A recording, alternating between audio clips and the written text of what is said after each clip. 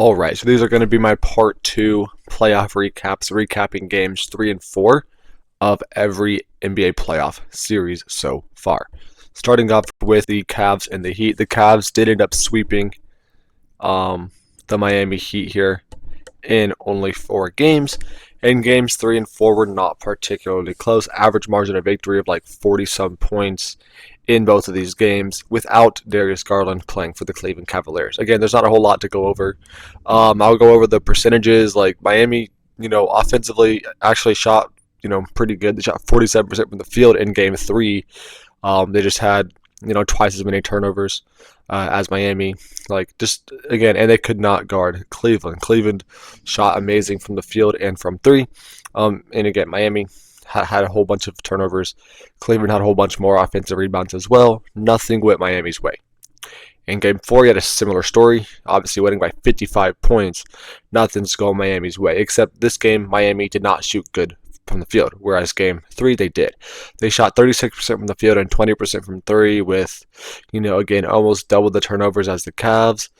Just not a good game, and the Cavs once again shot amazingly. So, game 3 and 4 did not go well in any facet for Miami, and that's how we end up with the Cavs dominating.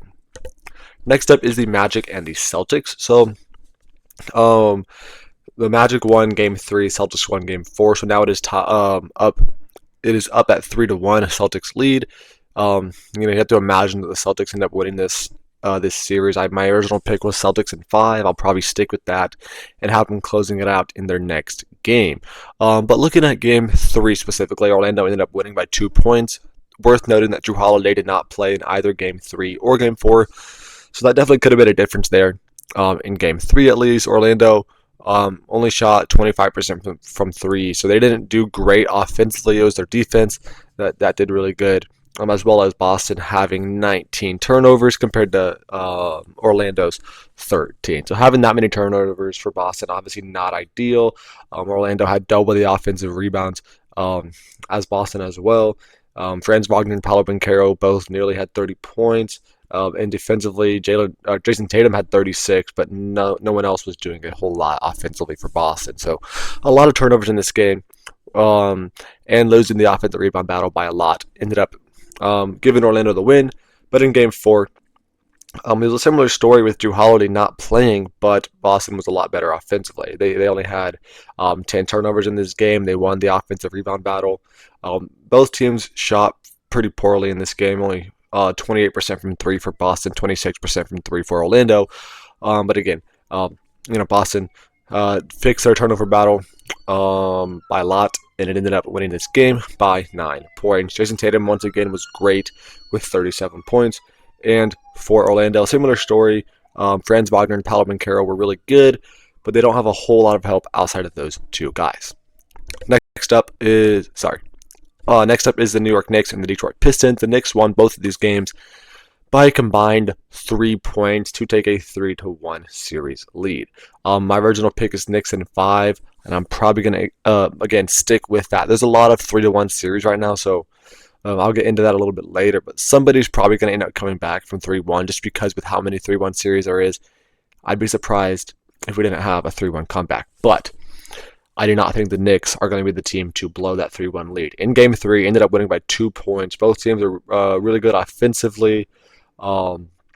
Detroit did have 5 more turnovers in this game, which again probably was a big factor here in a 2-point loss. But looking at the teams, the New York had 4 different dudes score 20+ points. Detroit had Cade Cunningham and Tim Hardaway do really good, but guys like Tobias Harris was pretty bad at shooting 2 for 9 from the field. So Tobias Harris is like the veteran guy here, one of the veteran guys here for Detroit, and he was really bad in Game 3. Not exactly what you want to see there. When you look at Game 4, you obviously have that controversial no-called foul on a potential go-ahead three-pointer for Tim Hardaway at the end of the game, where the NBA eventually looked back and said that it was a foul. So they're literally saying that Tim Hardaway was fouled, should have had 3 free throws, to potentially go ahead and win this game, but it wasn't called. So definitely Detroit Pistons fans could definitely be a little bit upset about that because it very easily should be tied 2-2.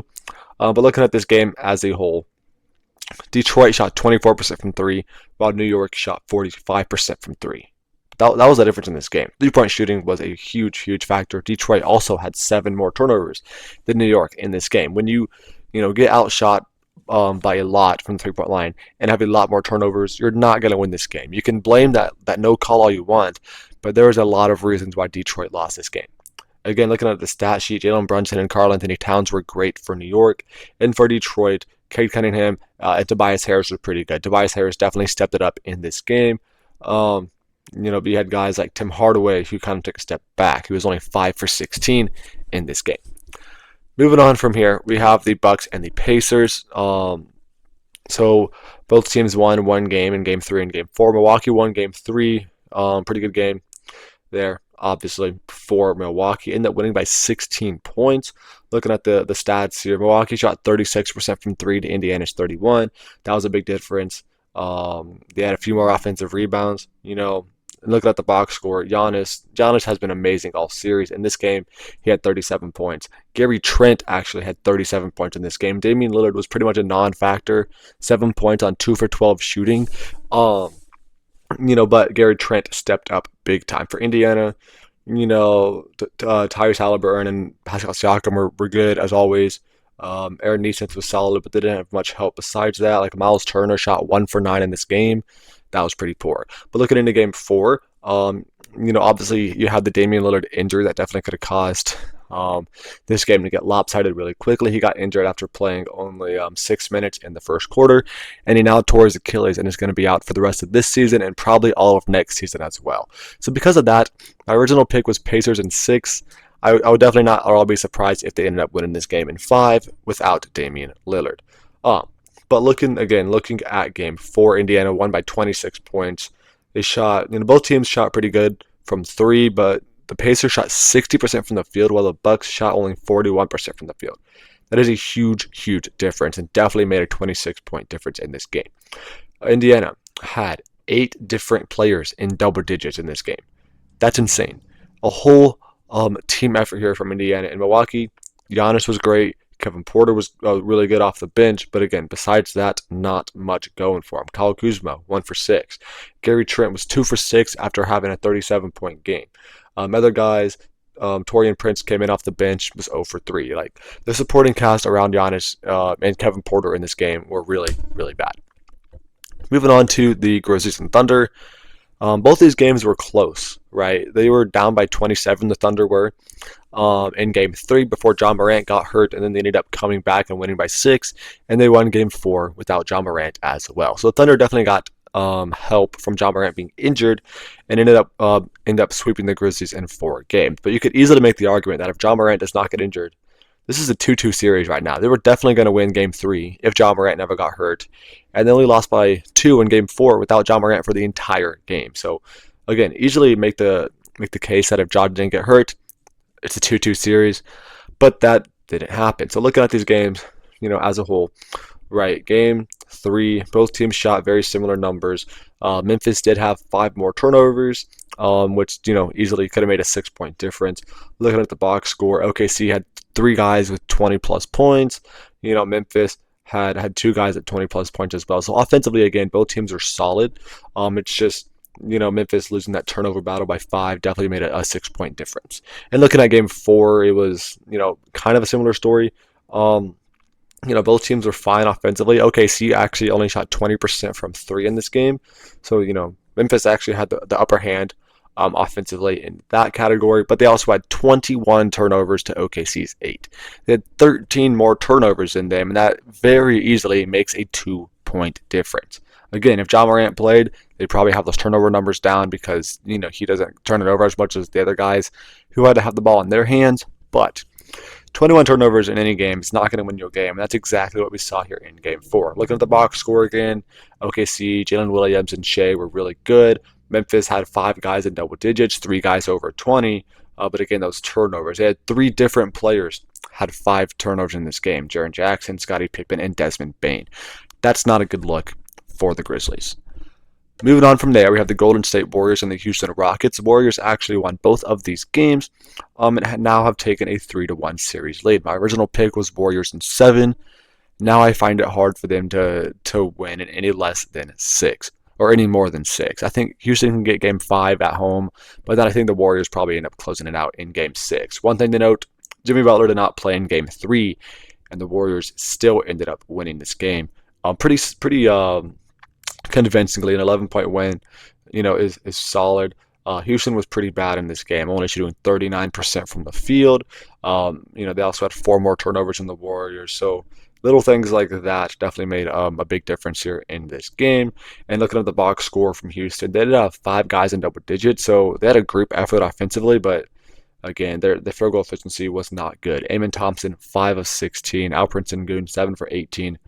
Not ideal. And for the Warriors, Stephen Curry had 36 points in this game. He was great. He had some supporting cast off the bench, like Buddy Hield with 17 off the bench, Gary Payton with 16 points off the bench.